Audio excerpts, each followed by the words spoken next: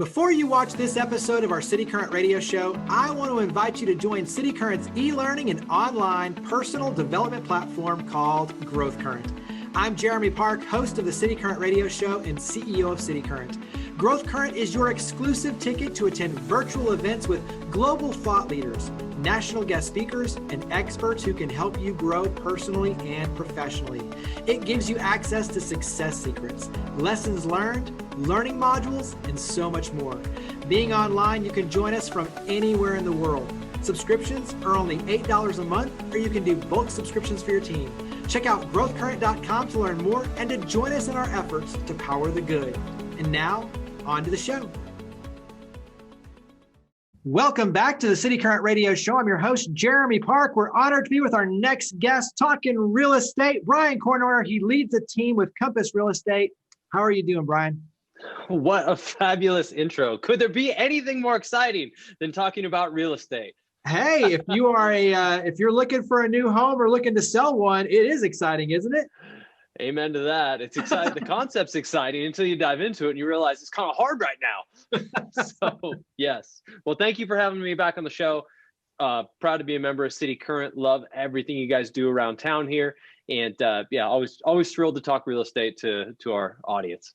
Well, you're definitely a wealth of advice, but you also do things that are very innovative. And so we always like to highlight that. Let's start with a little context. Talk about your geographical footprint. Talk about Compass Real Estate overall. Sure, absolutely. So Compass Real Estate, been here in Nashville, I guess for maybe 3 years. It's a New York-based real estate company. They're only in the top 20 markets around the country right now. The cool thing about Compass is, so there's 14,000 realtors in Middle Tennessee right now. There's 125 at Compass. In order to be at Compass in any city across the country, you have to be up in the top 1% of producing realtors in town. And that's not to say, oh, you know, these guys are just the best of the best, but they only want full-time realtors. So if you ever see someone, obviously the BC team, I recommend using us. We're amazing. But anybody you ever see that's at Compass, you know, you've got a home run hitter, a rock star realtor that will take great care of you. So that's Compass. We run a team. Our office is down here in Cool Springs. I primarily handle the Williamson County. It's kind of the Williamson County office for Compass. And my business partner, it's the Brandenburg-Cournoyer team. So the Brandenburg in this equation is a commercial guy. So he handles all the commercial for Compass locally and does a lot of stuff in Davidson, around Nashville, kind of all around greater Nashville in the commercial scene. So that's us. There's currently 8 folks on our team. We buy, sell, commercial, lease, investors, do developments. We do a little bit of everything. So let's dive in on the residential side. How do you describe the market right now? So, gosh, it's a hard question. Well, it's an easy question, but it's a hard market. So the market here is tough right now. Everybody's heard how hot Nashville's been forever. And the thing that we're running into right now nationwide is demand is at all-time highs. We've got all these low interest rates, just different political, geographic, whatever's happening all over the country. Nashville continues to rise up on the desirability list, if you will. So folks keep coming here and we can't keep up with supply. Well, I just had lunch with a gal that runs 615 Innovations. It's a neat company here in town. And she said, how's business? I said, I have more buyers than I've ever had in my entire life. And she's like, oh, that's awesome. I said, no, it's because I have more buyers than I've ever had because I can't find anything for them to buy. So they're piling up on me. And so that's the challenge right now. Where does that fit in on your end? Because part of that then is you've got the desirability factor, but like you said, you've got the buyers coming in, but trying to find the sellers or build fast enough. Yep. How do you keep up with that? So talk about on your end, because we'll lead into this, some of the innovative things you're doing to help in terms of the concierge service. I think that's a piece of this, but talk about kind of how you are trying to help navigate the buyers and the sellers to create, you can't create more inventory overnight, but just trying to find that magical fit in between. Well, so I'll tell you right now, and this, I'm going to sound like I'm just making a realtor plug here. Right now, more than ever, you can't just use your neighbor or your best friend that happens to have their real estate license. because anybody, if you're working with a realtor and they set up a search in the MLS and say, I'm just going to, every time there's an alert, we're going to go look at a house, the house is going to be gone. You're never going to find what you want. I mean, you might, it's just going to be tough. What you need are the realtors that are out playing in the sandbox every single day with other top realtors and the builders and developers. You need to know about stuff that's coming before it hits the market. So that's, I would say, the biggest change I've made in business in the last 3-4 months is I'm spending a piece of every day just reaching out to other realtors, to my builder partners, my development friends, and just constantly staying top of mind with them. Hey, what do you got coming? What do you got coming? What's coming? I've got this list of buyers that want to buy. What do you got coming? I probably have someone that fits. And that's how we're really getting deals done for folks right now, is you got to know about it before it hits the market. And you just can't do that on, online on Zillow and realtor.com. Well, and I tell you, this parlay is perfect, because when you talk about the power of your network and relationships, it's the exact same thing as trying to find a job online versus in your network. And so, the power of networking in and you having your sphere of influence to where you're ahead of it versus behind is a huge, huge difference. And even, being proactive in the sense of, hey, if you have a desirable neighborhood, on your end, you can reach out and kind of almost like cold call in and say, hey, I've got a buyer. Like, in other words, you can really work for somebody way more than just a buyer on their own can do. And so extremely powerful on your end using your network.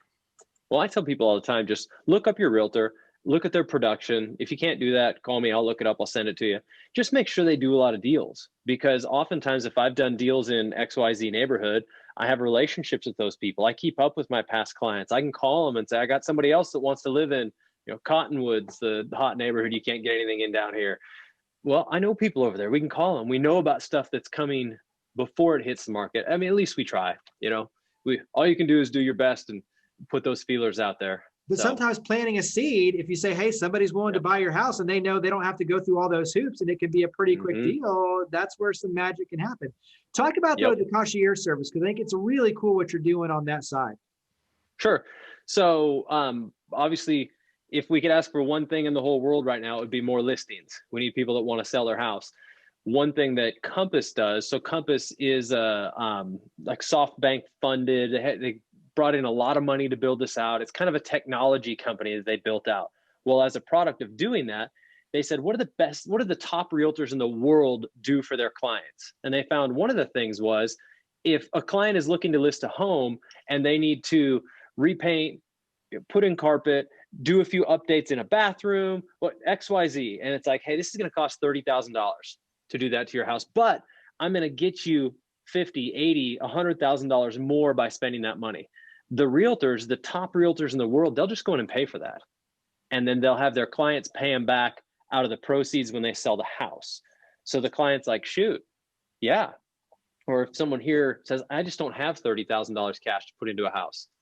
Compass has made it available to all of their agents. So I can say, hey, it's our Compass Concierge program. I'll handle it all for you. I'll pay for it.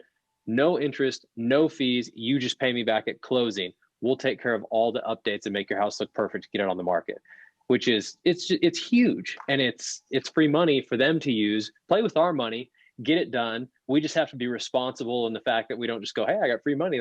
What should we do? It has to return you more money on the back end. That's the idea here. But that's where you've got us to counsel you through it too, and say, hey, here's where you can spend $1 and make $2. And let's go do that. That knowledge and that expertise is really valuable, because on your own, you can spend a lot of money that you're just dumping it in and you're not going to get the return on it. And so to your point, knowing ahead of time, having you as a trained eye say, these are the things that are going to get you a higher value, a much higher return on your investment. Let's go in together and create the win-win, but you know what you're looking for versus some stuff that you could dump a lot of money in and you don't get anything in return. Well, and real estate's a funny thing. Everybody thinks they're an expert in real estate. I look at homes online all the time. I totally know what I'm talking about. I know what to do to my house to make it more valuable. And as a general statement, I watch HGTV. I know what to do. As a general statement, that might be true, but you need to understand the specifics, the very local knowledge. You need to understand, in this neighborhood, in this city, what are the things that you can do that are going to make a difference between the other stuff that's selling. And that's where I say you got to have a realtor that does a lot of deals, is in a lot of houses, sees a lot of things, that comes in with perspective on your local market and can tell you exactly what to do. So it's more Yeah. important than ever right now. Well, I'm glad you brought up the point of just like looking at the comps and understanding Yep. the neighborhood differences, because there are big differences between what you might recommend for one home in this area versus another in this area, simply based on what the Mhm. comps and, what the numbers are. Yep, absolutely. And demand is super high right now. So there's some things that in the past we would have said, look, you've got to do this in order to make your home sell, more quickly and for top dollar. There are things right now that you just don't have to do anymore. Like, look, you don't have to do that right now because people are going to buy it anyways. But, do this and this, but skip these two that you normally would have done. You got to know the area. You got to know what's happening. Otherwise, you're kind of just guessing, and you just throw money away. The problem is on a house, if you make a wrong guess, sometimes it's a $10,000 mistake, sometimes it's a $100,000 mistake, and like that's real money. That's a big deal. So, Yeah. What advice would you give for someone who is contemplating saying, hey, you know what? Maybe now is the time, and let's go ahead and put our house on the market mhm. and take that step. Obviously, contacting you and your team, but what advice would you give them to go ahead and start really taking that next step? Again, I don't mean to just plug real estate, but I truly believe this is unequivocally the most important thing for you to do is you've got to talk to a realtor that is selling a lot of homes in your specific market. Get them in there before you do anything, before you spend a penny on stuff. Get them in there, let them walk your home with you, tell you, what you can do, what you can work on, how can we maximize the value of this house, because it just can be worth a lot of money. Any good realtor, people worry about, oh, how much does it cost to involve a realtor? Any good realtor will more than pay for themselves. I tell one of the financial friends I have here in town, he says, give me your line again. Give me that line you always use again. I said, are you more worried about how much money you put in my pocket or how much money I'm going to put in your pocket with the sale of your home? Because that's what I'm trying to do, is maximize the dollars in your pocket. Even with paying me, I'm going to make you more money. And if I can't do that, then you don't have a realtor that's in the game enough. What are one or two questions that you like to ask when you're walking through a home and you're looking at it from your vantage point? What are one or two of the questions you like to ask, or what are one or two of the things that you're specifically looking for? Well, let me see if I can phrase this in a way. One of the top things I usually tell people is, look, you hear the word declutter all the time. Think about a model home. When you walk through those model homes, you fall in love with them and you want to buy them because they're so beautiful. There's nothing on the kitchen counter. It's very minimalistic in the living room. I tell people, look, you're moving, right? We're going to sell this thing and you're going to move, which means you're going to pack all your stuff up in this house. It's going to get out of here. Let's start now. Let's get a third of all your stuff. Let's get it out right now. We're going to pre-move. And then your house we're going for that model home look. So I tell people that a lot. Let's just declutter stuff. And then it just really depends on the house. You just look for the areas that when a buyer walks in, and you got to start out at the street, start all the way out at the street, because you drive into your house all the time. You're used to it. Walk out to the end of your driveway, stand on your street, look back at your house, pretend you're a brand new buyer, and notice the fact that, we haven't painted our front door in forever. We don't even come in through our front door. We always go in through the garage. Drive into your driveway, park, walk up the drive. Open your front door with the key. Is it sticky? Does the latch stick? Replace it. Replace all of it. Just stuff like that. It's first impression of your home. If the first thing they see is you haven't pressure washed your front porch in forever, the key sticks a little bit, and the door latch is sticky, they're thinking that's the first impression for the whole home. They've now gone in with that as their mindset towards your house. Like, well, what else haven't they updated forever? So it's just little things. You have to walk through it from the eyes of a buyer. Yeah, great advice. Switching over to a buyer side on your end, Mm-hmm. and obviously with low inventory, it gets a little bit tricky in terms of asking them the questions of what school district area, all that kind of stuff, because you have limited options. But Yeah. what are the things that you like to try to get out of the buyer side to find the best match? So if we can meet in person first, one of the things I like to do is, husband, wife, we've got a little, I don't know if I can do this or not. Yeah. We've got a little like living room set over here. Yep. We'll sit down right here in our office, throw some properties up on the screen, and I'll give each person a legal pad. I'll say, take, 90 seconds, 60 seconds, whatever, write down the top things you want in a home. husband and wife separately, write them down. They go through, they do their whole list. I say, okay, hand me your list. And now we're gonna come back and we're gonna look at those together. It's just interesting to see what's important to who. And then you start getting down to, okay, I said, tell me what your dream home looks like. What is it? Everybody has a vision. It's kind of like this. It's about this big. It's on this much property. It's, don't talk price to me yet. I just want to know, what's your dream home look like? 'Cause I believe you should love where you live. When you pull into your house at night, you just need to go, I'm home. I love my house so much. I feel so comfortable here. It's my sanctuary. So describe that to me. Then tell me what you want to spend. And then I'll tell you if you're going to live in, 12 South or in Columbia. then we start going to those lists and saying, okay, so how important is this piece really? Do you really have to have a pool? Okay, let's talk about that. So it's such a fun process though. You should enjoy the whole process of looking for and buying a home. This is a big deal. Find someone that cares more about putting you in the home than you love than they do about just getting another sale. And that goes back again to having a realtor that does a lot of deals where you're buying your house isn't the only thing that's going to put food on their table this month. So they're desperate to have it done. Get someone that's just more interested in client first, helping you, making sure you love where you live. What about from the investment side? So obviously when you're buying a home, that's a large investment. And so yep. I would imagine many come and say, we want to find obviously the dream home and the place, but at the same time, we want to feel like we're making a good investment. How do you kind of balance that side of it out? No, that's a big piece of the conversation that we have for everyone leading up to the home. And you've heard the saying, and this is so true, you make your money when you buy the house. It depends on the number you buy at. And that's part of the challenge right now is with low supply and high demand, prices are creeping up. It's part of the reason I have so many buyers right now. We have passed on multiple homes where I said, look, this home, I've got some folks in from Michigan right now. They're driving around looking at just different neighborhoods. We've passed on multiple homes because I just said, look, it's not worth paying this much money for that house. Now they might get that number right now because that's the market and it's crazy, but you're not going to get your money back out of that unless you live there for 15 years.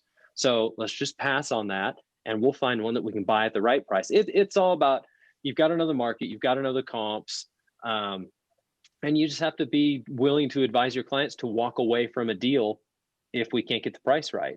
And it's hard in this market, but that's client first. Got to take care of them and make sure you get them in the right place.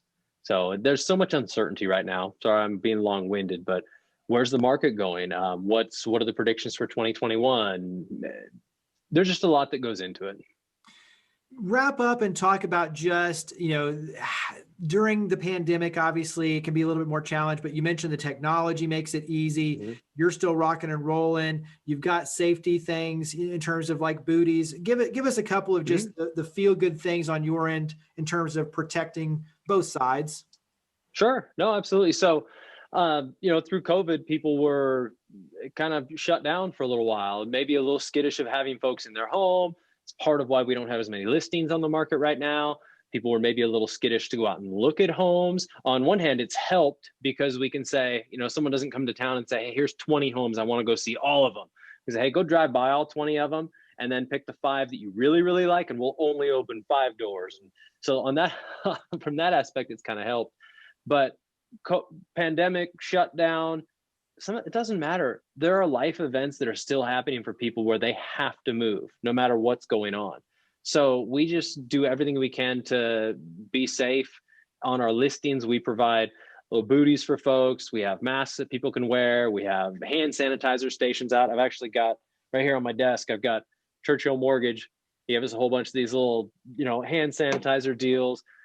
We just do our very, very best. I'll walk around if we're showing a house with folks, like with my Lysol wipes, and open all the doors for everyone and open all the cabinets for everyone, wipe it down, just out of respect for the homeowner whose home that we are in. Who are all these people that were just in my house? What's going on? All you can do is be very, very respectful, be very careful, and take precautions. But people are still looking to buy and sell. Absolutely. We'll wrap up in terms of contact information. How do we all reach out to you? Sure. Thanks so much. It's the BC team. So the BC.team is our website. You can put my contact info on the screen, Brian at the BC.team. Love to chat with anyone. Even if you're just thinking about moving to town, thinking about listing your house, let us come out and talk to you, give you some advice, give you some input. If you decide to move forward, awesome. If you don't, we'll make a friend and you'll learn something. So that's all I got. Thanks so much for having us on the show. Absolutely, Brian. Thank you for all you and your team do. We greatly appreciate it. All right, Jeremy. See ya.